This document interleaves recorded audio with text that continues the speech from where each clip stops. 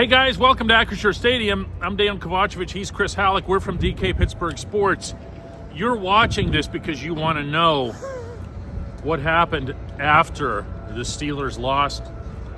26-7. They took it down, which was a good idea. 26-7 to the Bills. Maybe we should have played Renegade again. Here tonight. Oh, we'll get into all of that. You talk about needing to fire somebody. Oh my. At some point in the second half, I don't have it here with me handy, but the fans here at the stadium began a fire Tomlin chant. That's a first. I've covered every game that's ever been played here, and that's never happened. It's never come close to happening. There was a fire Matt Canada chant. There's been other stuff over the years, little stuff, but nothing like this. And it didn't really catch fire the first time around, in large part because somebody thought it was a good idea to play Renegade with the team completely combusting. And down 13, something like that. I think they were down, that might have been when they fell down 23-7. I can't remember the exact score at the time. Yeah, down 16, something like that. They were down quite a bit, but we're talking like this happens earlier in the fourth quarter, and this is like by the time the third quarter came to an end, the Steelers had 90 yards. They ended up being outpossessed by more than the Bills had more than 40 minutes of time of possession in this game. This was the Steelers were up 7-3 at halftime. Yeah, I'm sticking with Renegade here. I'm not getting off subject. No, but what I'm saying is that's what led to it, because it's not like this team was bad in the first half. Now, the offensively they could have been better, but my gosh. It's just a complete crumbling of a franchise right before your eyes. Yeah. And the fans wanted them to know, we don't care that you came in here today in first place. We don't care that you can get it back head-to-head next week in Baltimore. What we're watching right now is unacceptable. What we're watching you can't do all this in a chant. What we've been watching for years now is not okay. No. The effort that was being seen out here offensively and defensively, it can't be excused. It can't be, because they were on the field. No. It's not okay. The film is going to be brutal to these guys. Yeah. But it'll reflect on no one worse than whatever the moron was who started playing Renegade. I'm here to tell you, listen to me, I'm not even kidding. That was Pirates level out of touch. Okay? That is the meanest thing you can say about a professional sports team. It was so far beyond the pale. We're almost getting run over here by this steamroller. It's like James Cook against the Steelers defense tonight. It's almost like a meme too, because it's all filled with trash going by. Pirates level stuff. Okay? And I'm sitting there after how many years now covering football in this stadium, quarter of a century, thinking to myself, I've not seen anything like this. I've not experienced anything like this. It's not just that a bunch of drunk dudes because they got the chant going up a lot louder and everything, and everybody heard it. And yes, Tomlin heard it. The players heard it. They all heard it. I don't know if it came across on the broadcast, but the guys who count and the people who made it happen, filling these yellow seats, they knew what was going on. Those are the season ticket holders. Yeah. And it's none of this is okay. None of this is Steelers-like. No. This is the kind of thing, Chris, this is the kind of thing where you just look around for the plunger, man. You're not sitting here, you're not analyzing stuff. You're not getting into little, this and this and who beat so-and-so off the ball No, all you're doing is you're looking for the Acme anvil to drop on the Coyote's head. That's it. Yeah, and listen, I spoke with Cam Hayward after the game, and as he's addressing reporters, I kept hearing the word accountability, and I'm like, I feel like I'm right back in the locker room in December of last year. It's the same thing. It's not just the same thing every week this season. It's the same thing that we're seeing from last season. It's the same. This is becoming circular, repetitive. It's the same stuff over and over again. Cam, the defensive captain, who had some accountability of his own to express, attempted to do so, and here's that. And this is in regards to his taunting penalty that was assessed to him when Buffalo scored. maybe they just need a different word for that. It's kind of like global warming that doesn't really make any sense. So here's Cam. Cam, what happened with you and Josh Allen? It seemed a little bit of frustration early on. Can you talk about it or? Being kneed in my stomach, and then just drawing back and forth, and then ticked off the entire game because as a quarterback they're protected, but I'm not. It just pisses me off. You're saying he need you or Yes, someone else? that's exactly what I'm saying. Did he cross the line throughout the game, or was it that one incident? That was that one incident. Is that on purpose by him? Yes, he even said after, I had to do something to get you off me. Now, ultimately, accountability, at least you would think, in this operation goes to the head coach. As we have said for many, many years, in good times and bad, this is a head coach run thing. Yeah. That's not just assessing it to him because this was one of the worst losses of his career, if not the worst. And he's had some doozies, especially in the playoffs. Yeah. It comes down to he has to answer to somebody. And there's no way that somebody, Art Rooney, can look at this whole scene. And yeah, of course he was here. I had questions coming in. Oh, he He was walked here. right by me when I'm waiting Yeah. for the media elevator. This is unignorable. This is not something. This is happening in There's no sweeping this under the rug. your home Yeah. stadium, in your home city, on a Sunday that should have been an opportunity to really take control of the division going into, and they're talking about effort and focus and accountability, and shut up. Yeah. What are you saying here? The only people who said anything that made any sense here were the people with those chants. Yeah. I'm not new to this train, by the way. I mean, I called for Mike Tomlin to be fired after the Baltimore playoff game. Very little that I've seen in the interim, and there's been some good stuff, obviously, has worked toward changing my mind, and it hasn't come close to doing that. This is a team that is an operation, to use that term again, that is stale. There's just nothing, everything about it just feels like, really? That's what you're going to do? You're just going to run it back? Yeah. Go beat the Ravens and everything's okay? Yeah. And listen, this is a franchise that, again, we're talking about the long term here. Talking about if this is a franchise that is literally trying to get its long term quarterback. Yeah. That is Omar Khan's plan. There's no question about that. He's talked about that going all the way back to April or March at the owners' meetings. This is what he wants to do. He wants to get the long-term quarterback. And if you do that, you need to make sure that the coach you have in place is the guy that you want to help foster that kid And to he become isn't. your guy. And he isn't. That's the thing. And so you have to take a look, not just because the fans were chanting "Fire Tomlin," but you have to look at it and say, is this the coach I want in place? Is this the coach I trust for bringing that next franchise quarterback in? Because if it's not, you have to make a change. You have to. Let's talk about accountability a little bit more. This was Tomlin's reaction when he was asked if he heard or picked up on the Fire Tomlin chants. Man, I share their frustration tonight, man. We didn't do enough. And that's just reality of it. Yeah, not a heck of a lot there. Not anything to the effect of, man, we let everybody down. We let the city down. You pay all these, these high ticket prices. A lot of people travel to these games who don't live here anymore. And this is what we gave you. This is what I, as a head coach, gave you.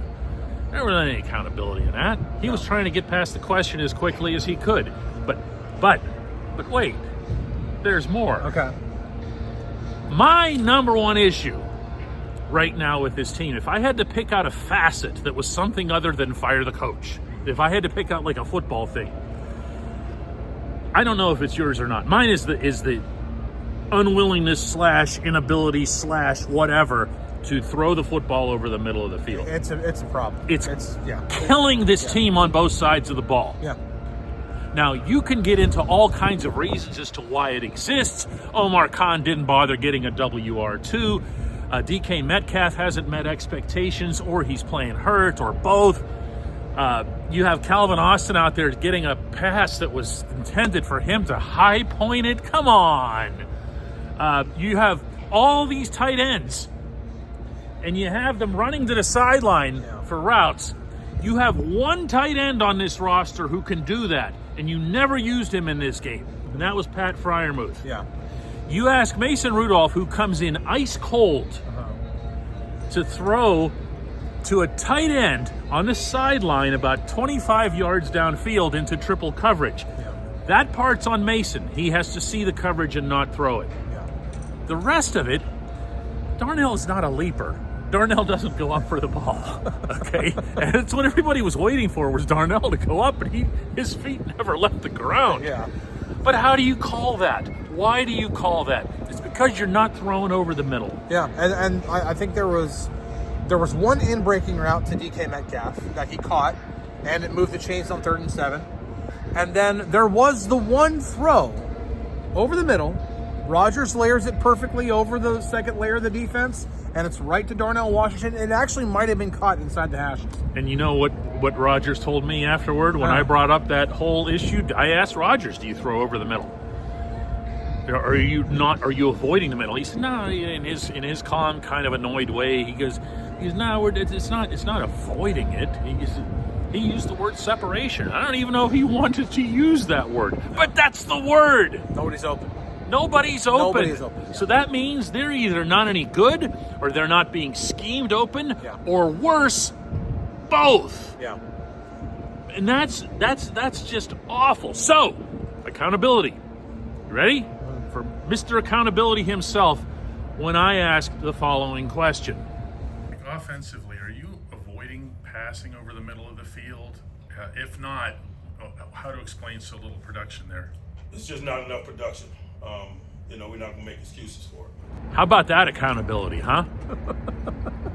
That was a whole, 4 seconds of I have no interest in answering your question. Yeah.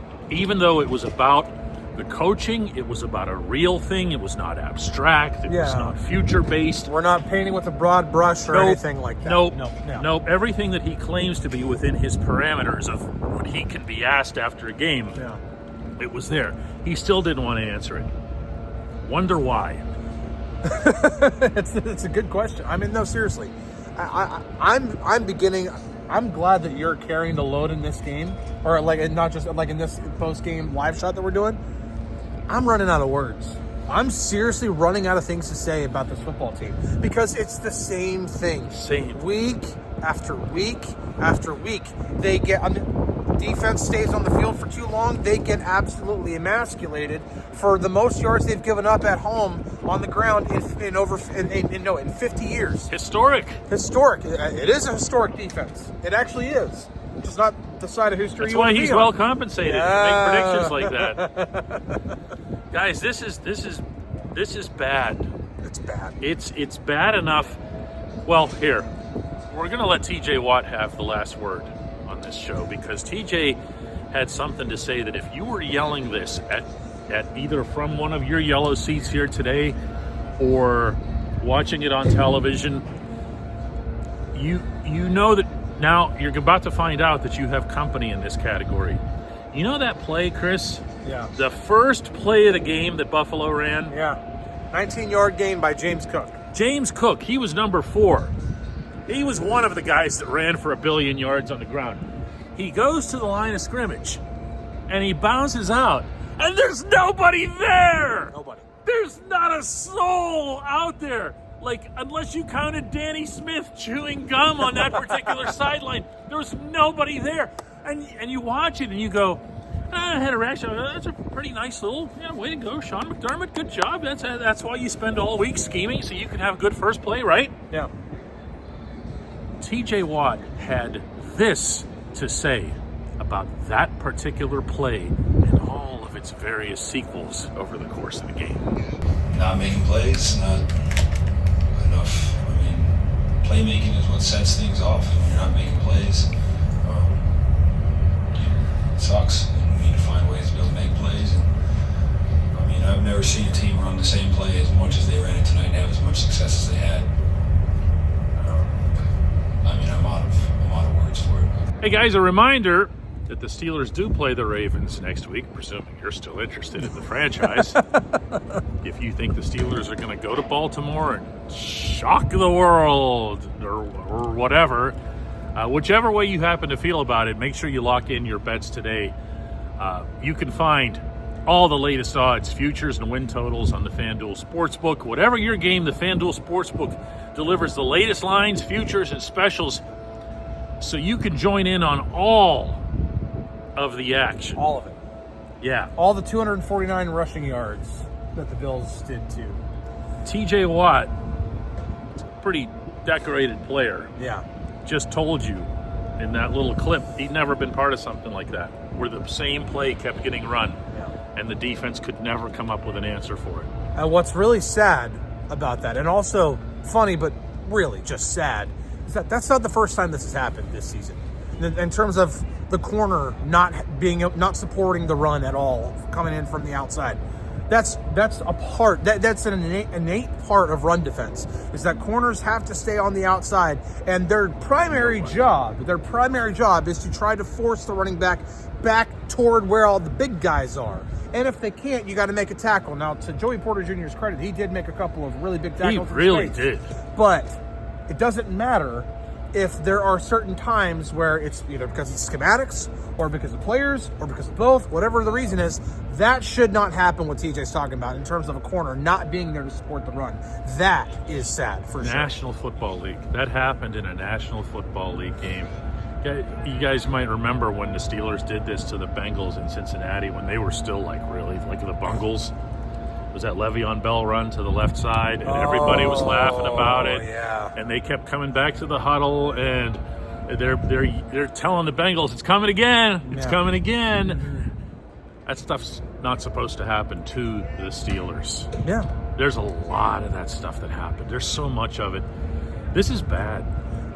The Bills were down their 2 starting tackles. Oh, jeez, I didn't even mention this. They're down their 2 starting tackles, and they ran for 249 yards. 249 yards on this field. And possessed the ball for more than 40 minutes. 40 minutes? How does that even happen? Did they quit? Let's call it like it is. Yeah. Did they quit? I don't know, man. It's. I don't know if they quit. They just got emasculated. It's not the first time, Chris. No, it's not. But this is a different level. These are games that get coaches fired in a normal circumstance. True. That's true. And at some point or other, and I don't mean to speak for the citizens here, they paid their money, they did their chant. They can tell you what they wanted, okay? Yeah.